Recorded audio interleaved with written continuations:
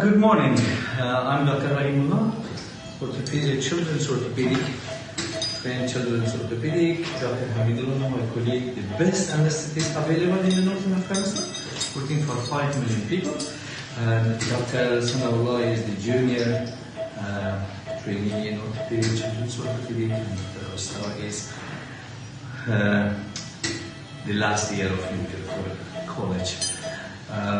We work on congenital deformities on young children, especially the hip dislocation, congenital hip dislocation, and we perform 521 cases of open reduction of hip dislocation in 2019, and we thank FMS for supporting our project. It enables us to put the end point to the disability of these young people in the poor country of Afghanistan.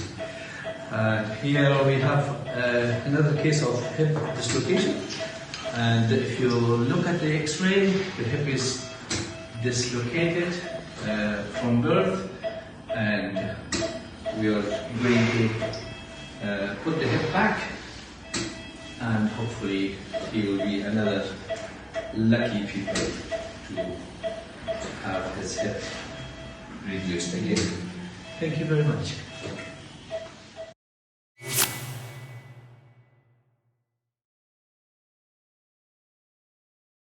Hello, I'm Sue Currant from the Cambang Trust. After about 18 years of supporting a Gambian village, providing funds for education and healthcare, we're bringing this project to a close. We're going through a planned and negotiated transition, and by the end of next financial year, the village will be 100% responsible for the running and funding of the school and the clinic. This year we received our final donation from you, and I'd like to take this opportunity to remind you what incredible support you've given us over the years. About 12 years ago, you got in touch with us and asked if we could use an ambulance. And that's how our connection with you began, because of course we said yes. Not long after that, Dave Parry went out to visit the clinic, and as a result of his visit, He suggested a complete refurbishment, which you then helped us to fund. The clinic was tiled throughout, it was painted, water and electricity were installed with solar energy being used, ceilings were put in to keep the place clean. It was totally transformed.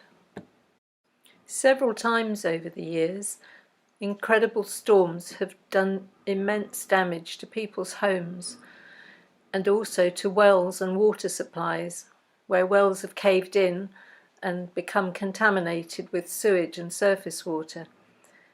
Your funds have helped us to repair these and to make them sound for the future.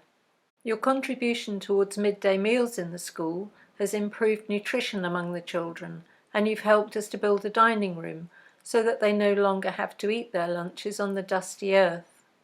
Every year you provide money for bed nets and for training in malaria prevention.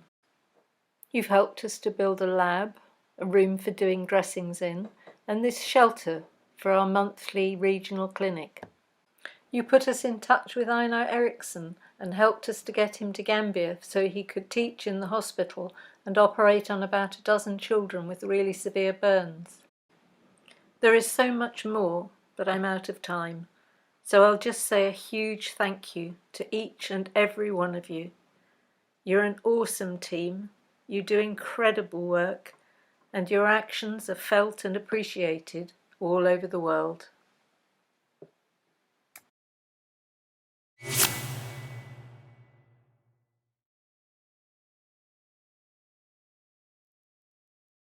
Nepal Leprosy Trust, known as NLT, is a UK-registered charity working since 1972 with people affected by leprosy in Nepal. This crippling and disfiguring disease is still very much a problem in the world today and carries huge stigma and fear, damaging countless lives through disabling deformity and enforced separation from family and community. NLT supports these people at its very busy leprosy referral centre at Lalgard in southeast Nepal, where our dedicated staff provide medical care to over 100,000 people every year, 12,000 of whom are affected by leprosy. Leprosy care is given free of charge, and the busy outpatient unit provides all necessary facilities for the holistic care of our patients, complemented by a 90-bed inpatient unit, supporting those who need extra care. Patients with deformities may benefit from reconstructive surgery, and our self-care training centre teaches disabled patients how to live with the effects of leprosy without damaging themselves further. To change the hearts and minds of communities so that people damaged by leprosy can still have a place amongst their own people, we have established over 110 self-help groups of people affected by leprosy who help each other and their wider community. This help includes better water supplies, improved sanitation, non-formal education, income generation projects and savings schemes, and has helped to reintegrate people with leprosy back into their communities, as well as transforming poor communities where alcoholism, depression and unemployment reigned before. There is a lot more that NLT does, but it is a very small organisation facing a huge task which is far from complete. We are grateful to our supporters and the organisations who provide the means to carry on this work. There is still much to do, and if you would like to be involved in supporting our transforming work in any way, then please visit our website at www.nlt.org.uk and get in contact. Thank you for listening.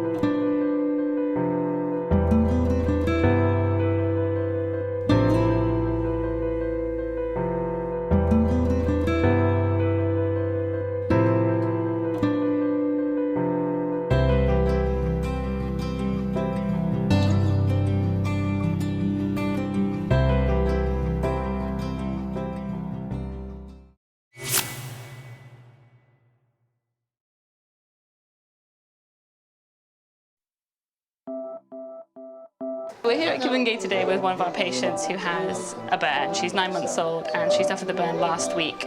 She was crawling around and hot water spilled on her legs. So since she's been admitted every day, we've been doing dressings with the supplies funded by FMS. And today we're lucky to have a physiotherapist that come and do some exercises with this girl.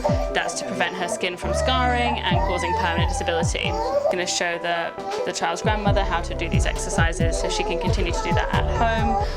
And then we use Silverex cream as an antibacterial, and we also have paraffin gauze which protects the wound to dress the wound. Both of these aren't supplied by the government of Zanzibar, so are purely from funding from FMS. And without these, I think the kind of rates of infection of the burns would be a lot higher, and it also helps a lot with the healing of the burns. So these have been really important.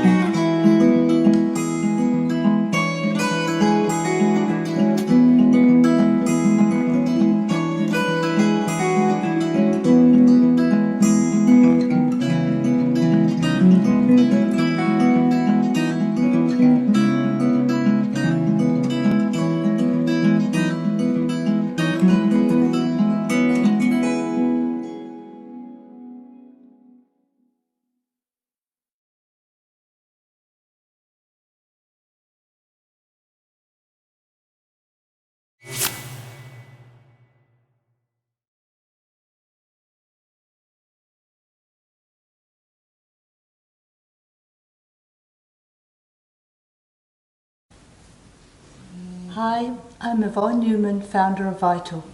Thank you, FMS, for your support of our Rumbagun project in Calcutta, India, a child protection and education program for children living in the red light district. It is greatly appreciated by all at Vital and the children. The program is located in the red light district of Rumbagun, an extension of Asia's largest district of Sonagachi. The children of the sex workers face immense hardship as they are vulnerable to neglect, abuse, or exploitation. Along with the risk of getting into the sex trade, they are also exposed to the liquor trade. Customers make the children buy alcohol for them, whilst drug peddlers hunt for young children, so the children are prone to increased risk of substance abuse. Domestic violence is common, along with physical, sexual, emotional, and verbal abuse. The children have always been stigmatized. It is a challenge for them to accept the fact that their mothers are sex workers, leaving a huge psychological impact on them forever. Many of the children live in single-roomed houses with more than 4 family members. This situation creates difficulty for the children when it comes to studying.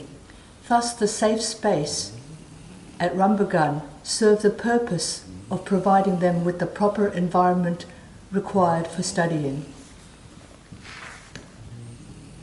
Infants are made to sleep under the bed in the same room where their mothers work, so a creche was formed, taking in children below the age of 5 years. They are looked after by a community volunteer who engage them in various play activities. Vital partners with Cine, who run evening safe spaces from 6 till 10 p.m. when it is the most vulnerable time for the children. The main motive of creating a safe space is to engage the children in educational and recreational activities, thereby preventing them from entering into unethical activities. With over 500 children, they are divided age-wise among 5 different centres. The project provides education, healthcare, protection, counselling, creativity inputs, health inputs, and advocacy awareness raising to the children of sex workers who are primarily aged between 3 and 18. The children at this project have set up their very own children's parliament, which is the first of its kind in West Bengal and has been taken as a model for local NGOs.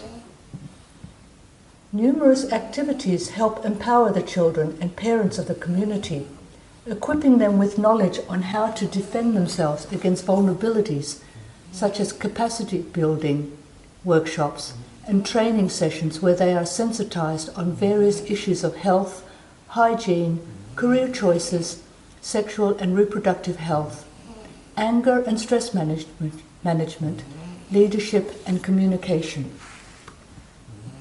Creative activities such as art and crafts, dance, drama, and music tend to give children new opportunities, a break from the educational curriculum, and most importantly, a sense of tranquility. Counselling support has been given to the children to relieve them of the stress and anxiety they have been facing through isolation and stigmatization. Monthly meetings are held with mothers of the children to discuss issues afflicting their lives, such as domestic abuse and issues they may be facing when raising their children. When Vital visits each year, these mothers take time off work to meet with us and invite us to their homes. To conclude, I would like to give you a success story about Priyanka. She attended the project since the age of 2 and unusually also with her mother's support. Many friends around her mysteriously disappeared or were married off, but Priyanka's mother always told her to work hard, and not once did she advocate following in her footsteps and staying in the red light district. After graduating with the highest grades and marks possible in her higher secondary examinations, Priyanka went on to study sociology at university. She set up the Child's Parliament at the project, the first of its kind in Kolkata, which has been taken as a model for other NGOs and which has seen great success. Priyanka regularly volunteers at the project and helps other children to also speak out about child protection issues. Thank you, FMS, once again for your generous support.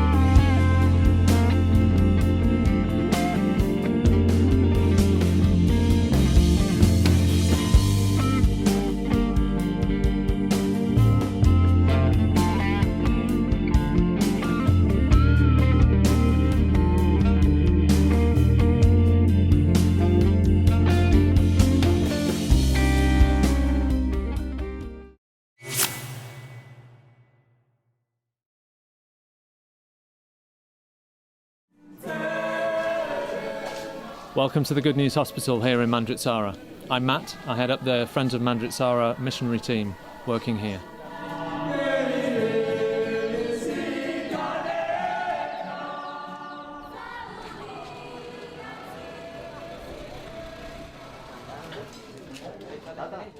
Madagascar is an island that lies 400 kilometres off the southeastern coast of Africa, twice the size of Great Britain, with a population of 26 million.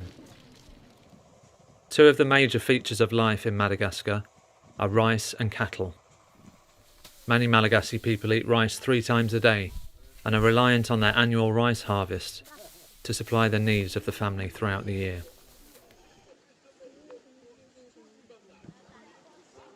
Oxen are seen throughout Madagascar, and it is not unusual to see them walking along the streets of towns and cities, as well as in the countryside. But oxen are worth a lot of money here in Madagascar, and cattle rustling is a common practice all over the island. Cattle are also sacrificed as offerings to spirits, and their skulls and horns displayed on wooden stakes. Many Malagasy people believe that the spirits of their dead ancestors control their fortunes in life, and so they worship their ancestral spirits. Mandritsara is a busy market town at the centre of a large rural area in northern Madagascar. It is the main town for the Simieti people, a group of almost 2 million people. The Good News Hospital began as a small outpatient clinic in 1995. It has now grown to a 57-bed hospital with 2 inpatient wards, 2 general operating theatres, a theatre for eye surgery, a maternity unit and physiotherapy department.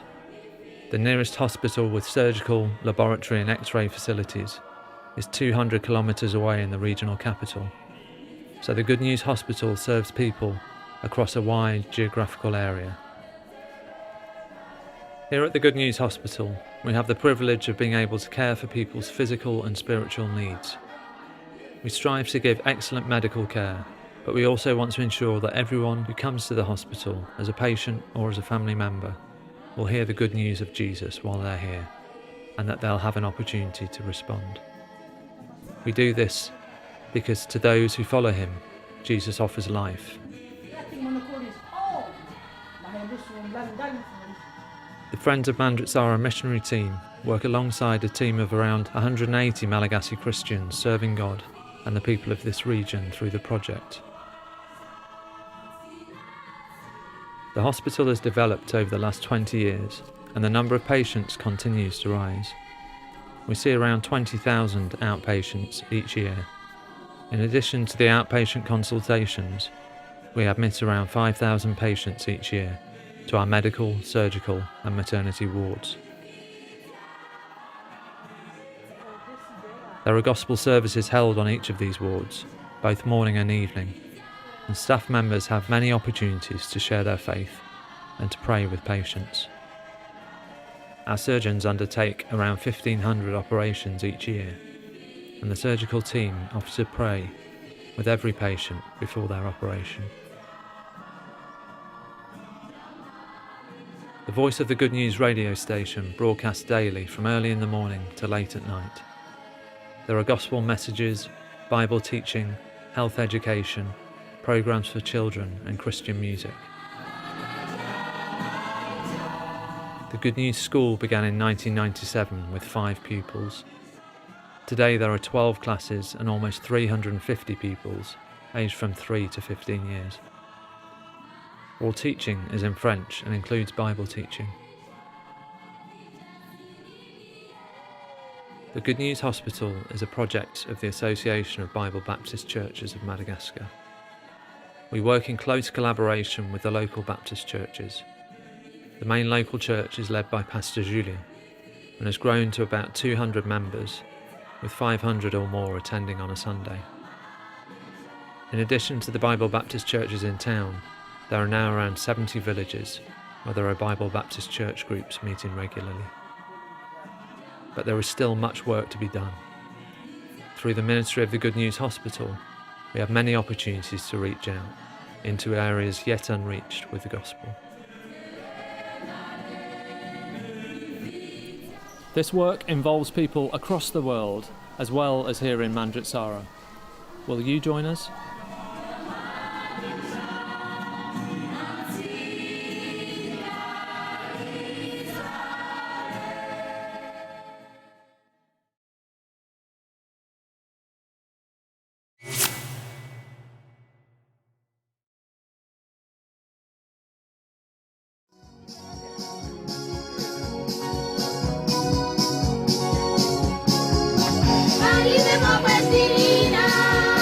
Malawi is a beautiful land, and its people are the most friendly you could ever wish to find.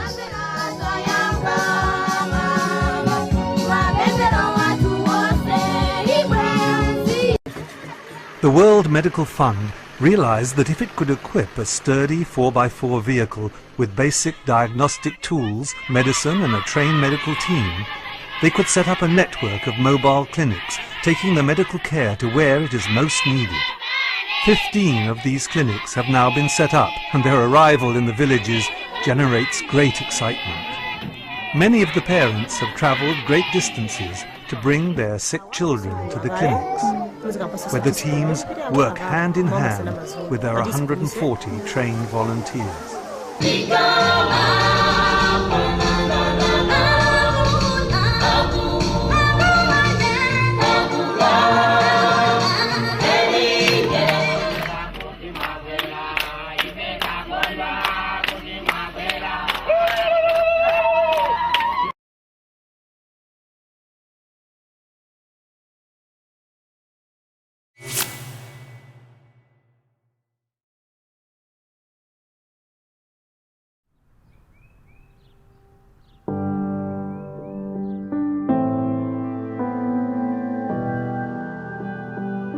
We Hear You works across Bath and North East Somerset and Wiltshire.